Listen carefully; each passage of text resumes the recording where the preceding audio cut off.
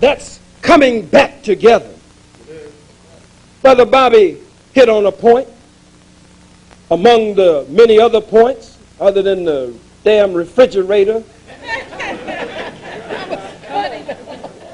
He hit on some beautiful points other than not making up the bed. He hit on some great points other than how much filth and garbage is on the floor around the bed and how him and his wife get out and wade through the garbage. Hell no, Brother Bobby. You're a brilliant man. Am I lying? This is a beautiful brother here. He's a brilliant brother. And what he gives to many of us, we must have and cannot do without it. But Brother Bobby, I must say to you that the BS must go. That's right. The BS must go. Don't tell our people that morality is not important. Don't even infer that it's not important. That before the coming of the white man, we didn't have to deal with morality. Let's look at that. Before the coming of the white man, we didn't have to deal with a book to give us our morality. We didn't have to deal with a Bible. The Bible comes within a 6,000 year span. The Quran comes in a 6,000 year span. Come on now. You think we, the original man and the original woman, had to wait until 6,000 years ago before some prophet Muhammad, or within 1,400 years, a prophet from Arabia came and brought us a revealed book? I beg your pardon. You think we had to wait for a Bible, as it is called? He was absolutely right about these books. We didn't have to wait for these books. We didn't go in a church. He's right. We didn't go in a temple. We didn't go in a masjid. We didn't have to go to any of those places. Every action, every heartbeat, every pulse beat was a prayer in harmony with the divine universal order. Come back to me. Come back to me. Come back to me. Every action, every breath we took, every pulse beat as we walked to the rhythm of the earth and the rhythm of the universe and the rhythm of the cosmos and the sphere, in harmony with it all. We didn't need a mosque, didn't need no building, didn't need no church, no synagogue. We were back to our natural selves. That's what Dr. Africa was talking about. That's what he's leading us to when he puts up his charts and gives us the details and takes us into the look into the chakras and all. That's what Brother Phil Valentine is talking about. Henry D. Bernardo, where are you? Where is he? That's what he was just in and out, back and forth. That's what you're talking about, Sister Audrey, but I don't have to tell you what you're talking about. You know what you're talking about. I'm telling you, I understand what you're talking about. The great-grandfathers, the great-grandmothers. These are terms we use. This is a language that we use to describe those among us and their power and their force and their spirit and their power of the head and their power of the soul that is emanated and generated to us. That's what we're talking about. But we've got to lift our people up. You absolutely, Brother Bobby, got the power to help lift our people up, brother. Ain't no question about it. But our people have been, as the Masons say, struck a blow to the head, which rendered them dead. And they know because they're the ones who hit us in the head. At the east gate, carried us on a westerly course, buried us in the north corner where there is no light, under an old rubbish heap.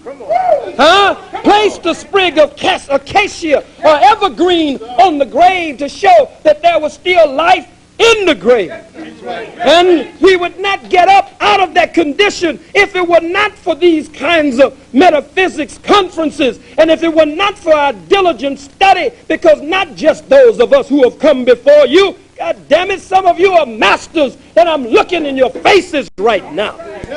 From your study, your digging, your searching, and your researching, you have found that as we study, you have found that there is that which is powerful and profound that comes up from the great-grandmothers, the great grandfathers. We call them great because they are great. And what they have not only left for us that we can walk in their footsteps as we follow them on this path called life. We are all brothers and sisters, but links, living links in the divine chain. We are all but a part of that great continuum called life. And as we walk in the footsteps of the grandmothers, walk the trails, Brother DiBernardo, of the sacred ones who read the vibrations of the earth and read the very vibrations of the atmosphere and knew where to cut down the trees, knew where to blaze a trail, or some cases they didn't cut down nothing, they just walked long enough to make a trail. In harmony with the grass, in harmony with the trees, in harmony with the air, in harmony with the sphere. That's who we are. But we got to be lifted up because we have been knocked down, as we said, struck a blow to the head. And so they say that we couldn't get up unless someone came to us, not just with the lion's paw or the eagle's claw, but he must old Masons in their secret society. They say he must come with the master grip that won't slip, so that it can be raised, so that she can be raised, so that we can be raised from a dead level to a living perpendicular, upright on the square, forming perpendiculars, forming right angles with the earth. Because your nature is to be upright, black man. Your nature is to be upright, black woman.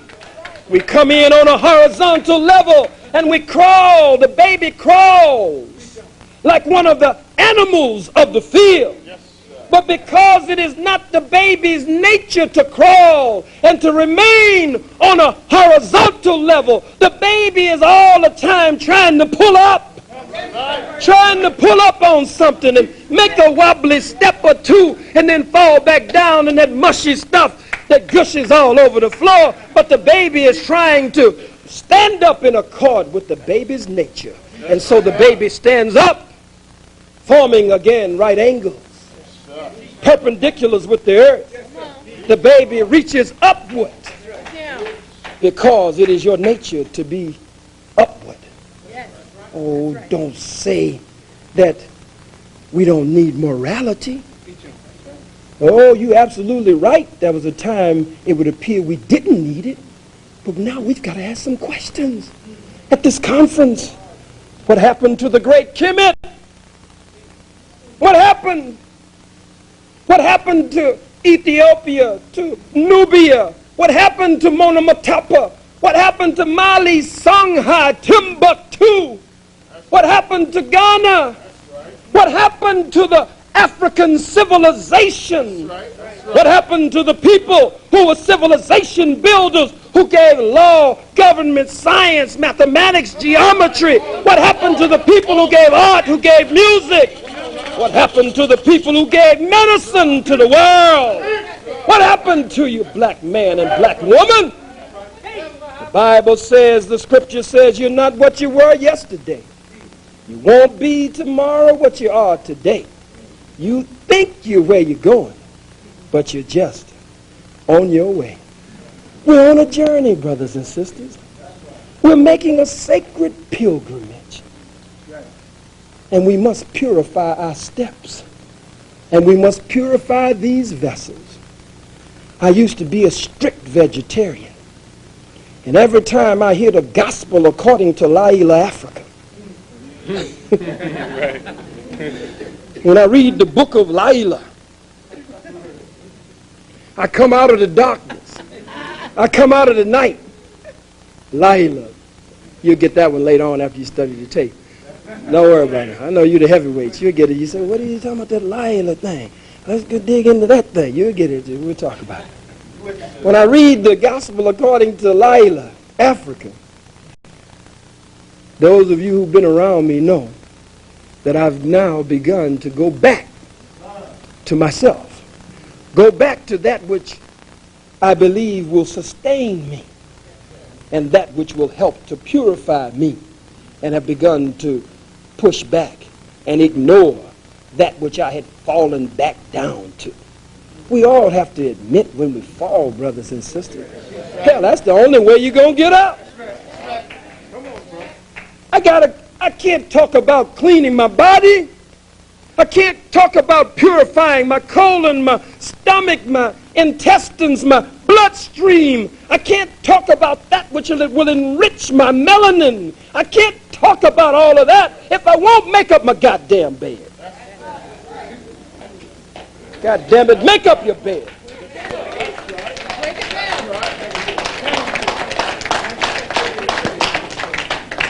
That's not funny. You're a strong man, but some of our people are weak. I don't give a damn how many books they quote. You know I ain't lying to you, Bobby. They're weak as hell. Weak as they can be. They'll see you during the etutu. They see you during the etutu or the libation. They see you during the libation. Take a little swig. Damn it, they want to be babalaos after that.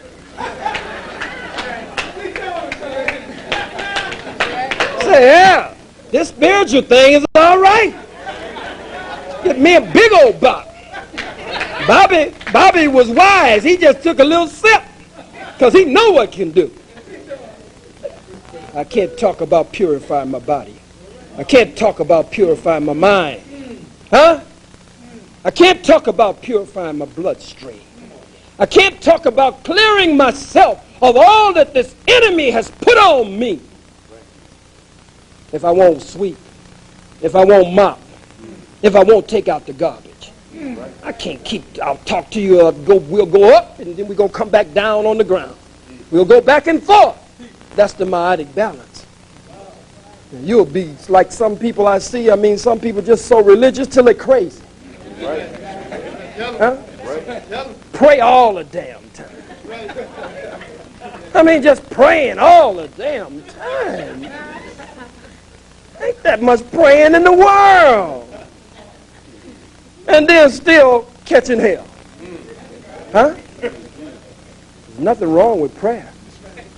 And there's nothing wrong with praying all the time with balance. What is prayer? Let's look at it at this gathering of the masters. You got some groups that say, I don't pray. They've gotten so high up in what they call the metaphysics till they stop praying. I don't pray no more. I'm God. God don't pray. Are you crazy? What is prayer? Prayer is focus. Prayer is meditation, concentration, focus, communion, and it relinks, reconnects us with the power outside of us that complements and parallels the current and flow of power within us.